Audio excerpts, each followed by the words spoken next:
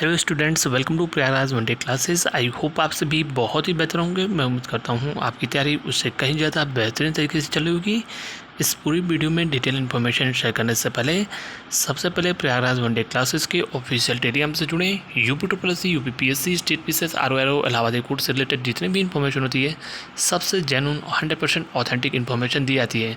हमारा प्रयास होता है कि लगातार आपको इस चैनल पे वही चीज़ें दी जाएँ जिससे आपका समय बचे, आप उस भर्ती की पर्टिकुलर तैयारी करो जहाँ पे आपके परिणाम सकारात्मक मिल सकें।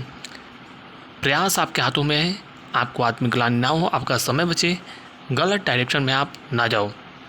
कॉपी पेस्ट इस चैनल की खबरें किस प्रकार से की जाती हैं, कभी भी मैंने प्रमोशन के लिए, यानी ये कहा जाए अपने चैनल को बहुत बड़े स्केल पर बढ़ाने के लिए मैंने नहीं आज तक कोई भी प्रयास किया है। नॉर्मल मेरा प्रयास होता है कि जो छात्र जुड़ें, जेन्युइन छात्र जुड़ें और कहीं ना कहीं उनको लाभ हो, यही उद्देश्य रहा है। मैंने पहले भी कहा है कि यह मेरा कोई प्रोफेशन नहीं है, पैशन के तौर पे मैं करता हूँ। आर्थिक धनार्जन इस चैनल का उद्देश्य ना था, न है, ना होगा। ये बातें सदैव हमारे द्वारा बोली गई हैं। कुछ चीज़ें बता दूँ इलाहाबाद हाई कोर्ट के बारे में, आरओ भर्ती के बारे में। जिन चैनलों ने कहा कि इस बार भर्ती आएगी ही नहीं, मैंने 17 तारीख को टेलीग्राम पर जाकर पोस्ट आप मेरा देखना, मैंने उससे पहले भी कहा था कि इलाहाबाद हाई कोर्ट भर्ती में विलम्ब होगा, लेकिन परंतु भर्ती इसी वर्ष आएगी और बड़े स्केल पर भर्ती आएगी। वही चीज़ें आज टेलीग्राम पे बताई जा रही हैं। मैंने पूर्व में भी कहा था कि इलाहाबाद हाई कोर्ट में आरओ एपीएस की बहुत बड़ी भर्ती आएगी, विशेषकर आरओ की। उसमें एआरओ के पद ज़्यादा होंगे। सब कुछ सही रहा तो अक्टूबर लास्ट या नवंबर के स्टार्टिंग में आपका विज्ञापन देखने को मिल सकता है। यह बहुत बढ़िया अपडेट मैं आपको दे रहा हूँ। इसके साथ ही साथ तैयारी लगातार आप करते रहना। चूँकि हाई कोर्ट का यह ट्रैक रिकॉर्ड आप देखोगे तो लगातार यही रहा है कि परीक्षाएं बहुत जल्द कंडक्ट हो जाती हैं। यह मान के चलिए मैक्सिमम 60 डेज़ आपके लिए मिलेगा। 45 से 60 दिनों में हाई कोर्ट की जो है परीक्षाएं हो जाती हैं। 45 टू 60 डेज़ जो है मैक्सिमम आप मानकर चलना है।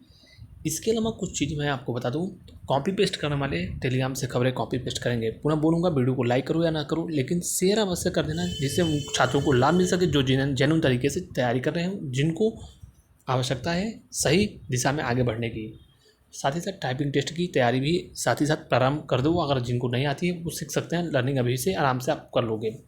एजीटीए में मैंने आपको बता दिया है। सबसे पहले एजीटीए में भी सूचनाएं आपको सबसे पहले दी कि सब कुछ सही रहा तो लास्ट नवंबर में या दिसंबर में आपका रिजल्ट प्रकाशित हो जाएगा डॉक्यूमेंट वेरिफिकेशन के लिए। और ये भी कहा था कि 25 नंबर है, 25 से 30 नंबर भी, तो डीबी में आपको कॉल आएगी। लेकिन फाइनल मेरिट लिस्ट के बारे में मैंने आपको आईआईटी बीएचयू लखनऊ और कानपुर के जो आंकड़े आए हैं जिसमें परिवर्तन हुआ है और छात्रों से मैंने स्वतः बात की, उनके तमाम आंकड़ों के आधार पर मैंने आपको पहले भी बताया है, वर्तमान में भी बता रहा हूँ।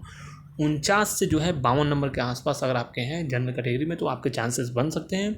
इसके अलावा 45 से लेकर 48 के आसपास अगर ओबीसी में है तो आपके चांसेस बन जाएंगे। वहीं पे ईडब्ल्यूएस में 31 से 37 के आसपास अगर आपके हैं तो आपके चांसेस बनेंगे। फीमेल्स में विशेषकर बात करूं तो फीमेल्स में 20 से 25 पे फाइनल सिलेक्शन होने की उम्मीद है। 9 से 11,000 बच्चों को कॉल किया जा सकता है। आपके 9 से 11,000 बच्चों को कॉल किया जा सकता है डॉक्यूमेंट वेरिफिकेशन में। चूँकि सीटों के सापेक्ष लगभग बच्चे 3 गुना ही हो जाते हैं, चूँकि कई बच्चे एक नंबर पर हर कैटेगरी में वो बहुत बड़ी संख्या में छात्र हो जाते हैं, इसलिए संख्या जो है वो बढ़ जाती है। इसके अलावा लखनऊ के छात्रों से कुछ मैंने आपकी गोंडा के छात्रों से भी बात की, मेरठ के छात्रों से बात की। पर्टिकुलर एग्रीकल्चर में इन्हीं तमाम संस्थानों से छात्र जुड़े हुए हैं और विशेषकर सबसे ज़्यादा छात्रों की संख्या इन्हीं स्थानों पर पाई जाती है। इसके अलावा यूपी ट्रिपल सी बीपीओ का रिजल्ट सबसे पहले पूरी उम्मीद है कि अगले माह बीपीओ का रिजल्ट प्रकाशित हो सकता है। और मैंने आपको पूर्व में भी आंकड़े दिए थे कि जैसे भी परीक्षा होगी लगभग जो है 68 से जो है 72 के आसपास इसी बीच में कट ऑफ बार की हो सकती है। वहीं पर 66 से 68 के आसपास जो है 66 से 69 के आसपास ओबीसी और ईडब्ल्यूएस की भी लगभग उसी के आसपास हो सकती है कट ऑफ। और 63 से जो है 62 से लेकर 64 या 65, मान लो 62 से 65 के आसपास फीमेल्स की कट ऑफ हो सकती है। और SC/ST की जो कट ऑफ है वो SC की कट ऑफ आपकी जो है 57 से 61 और ST की कट ऑफ जो है वो 51 से कहीं ना कहीं 51 से जो है 54 के आसपास हो सकती है ST की कट ऑफ।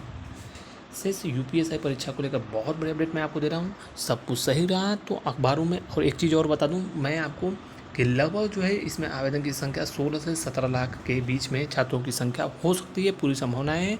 विभिन्न समाचार पत्रों के माध्यम से कल आपको सूचनाएं भी अगर आप सर्च करोगे तो मिल जाएंगी। लगभग जो है इसमें उम्मीद है कि 15 लाख के आसपास आवेदन जा सकता है।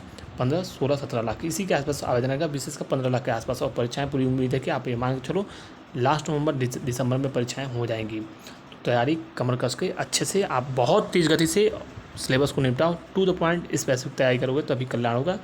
किसी भी पेड कोर्स से पढ़ाई वर्तमान में करोगे तो नहीं हो पाएगा, संभव नहीं है। और हर हाल में आपको कट-ऑफ के संबंध में भी एक आइडिया दे दिया जाएगा कि कितनी आपको सिर्फ स्कोर मानकर तैयारी करना है, क्योंकि पिछली बार से भर्ती लगभग सीटों की संख्या आधी है और कंपटीशन पहले से ज़्यादा है, ये आप अवश्य जान सकते हो। वहीं पर मैं आपको बता दूं 55-12 जूनियर असिस्टेंट टाइपिंग टेस्ट के लिए सबसे महत्वपूर्ण सूचना, सब कुछ सही रहा तो आपका रिजल्ट जो है वो लास्ट नवंबर में दूसरे पखवाड़े में आपका परीक्षा परिणाम प्रकाशित हो सकता है जूनियर असिस्टेंट टाइपिंग टेस्ट को लेकर। इसके अलावा टाइपिंग टेस्ट में मैंने आपसे पहले भी कहा है कि 35 से 38 नंबर के आसपास जिनके भी हैं वो टाइपिंग जनरल कैटेगरीज में आप अवश्य करो। टाइपिंग सबसे महत्वपूर्ण है, बार बार बोल रहा हूँ, 100 बार वही चीज़ें आपको रिपीट नहीं की जाएंगी। बार बार आप पूछते हो कट ऑफ कैसे, कट ऑफ का फाइनल आइडिया मैंने पूर्व में भी दिया है, वर्तमान में भी आपको मैंने बता दिया। लेकिन सबसे महत्वपूर्ण है टाइपिंग करो। सपोज करो अगर 60-65 नंबर वाले बच्चे फेल हो जाएंगे तो मेरी जाहिर सी बातें कम होगी। तमाम सैकड़ों की संख्या में लगातार ज्वाइनिंग की प्रक्रियाएँ हो रही हैं, कई ऑनगोइंग भर्ती प्रक्रियाएँ हैं जिसमें छात्र ज्वाइन कर रहे हैं, तो कट ऑफ का आइडिया लगाना वर्तमान में अभी संभव नहीं है। आप अभी फ़िलहाल जो है ये मान कर चलो कि 38 नंबर ही कट ऑफ रहेगी, ये उद्देश्य आपका होना चाहिए। पहले टाइपिंग आप निकालो। वहीं पर SC ST और फीमेल्स की जो कट ऑफ है वो और भी कम जाएगी, लगभग 25 नंबर से 28 नंबर के आसपास फीमेल 30 नंबर, और लगभग 33 से 36 नंबर के आसपास SC की कट ऑफ जा सकती है। एक ओवरऑल आइडिया तक आया तो जिनके भी यूआर कैटेगरीज में, मैं नॉर्मल बोल रहा हूँ, जो लोग बोल रहे हैं कि 60 पे जाएगा, 65 पे होगा, अभी इस पर कोई टिप्पणी करना उचित नहीं है। जैसे ही रिजल्ट आएगा टाइपिंग के लिए मैं आपको फाइनल कट ऑफ का एक आइडिया दे दूंगा। लेकिन वर्तमान में जिनके भी 50+ हैं वो अपने आप को सेफ ही समझो, ये मानकर तैयारी करो आप।